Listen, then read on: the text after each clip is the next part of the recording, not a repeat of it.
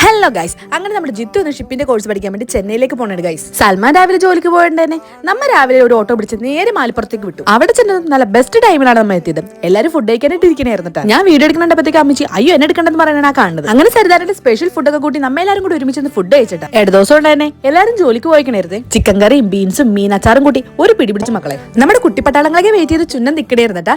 ഒരു 3:30 ആയപ്പോഴേക്കും അവരിങ്ങ് എത്തിയിട്ടാ. അങ്ങനെ കുട്ടിപ്പട്ടാളങ്ങൾ ഹാപ്പിയായി. പിന്നെ അവനും കൊണ്ടുകൊണ്ട് അച്ചാറും സാധനങ്ങളൊക്കെ പാക്ക് ചെയ്യലായിരുന്നേ. എന്റെ കല്യാണം കഴിഞ്ഞ് ഇങ്ങോട്ട് വരുമ്പോഴേക്കും ജിത്തൊക്കെ എട്ടി പഠിക്കണായിരുന്നേ. അന്ന് മുതൽ ഇന്ന് വരെ ഞങ്ങൾ നല്ല കമ്പനിയായിരുന്നു. കമ്പനി എന്ന് പറഞ്ഞ പോലെ ബെസ്റ്റ് ഫ്രണ്ട്സിനെ പോലെ തന്നെ കസിൻസിന്റെ ഇടയിൽ ഒരേ വൈബ് അടിച്ചടക്കാൻ പറ്റിയ ആൾക്കാരെന്ന് പറയില്ലേ, അങ്ങനെ തന്നെ ഞങ്ങൾ. ആ കാര്യത്തിൽ നമ്മുടെ അനിയന്മാരെല്ലാവരും ഒരേ പൊളിയാണ്ടാ.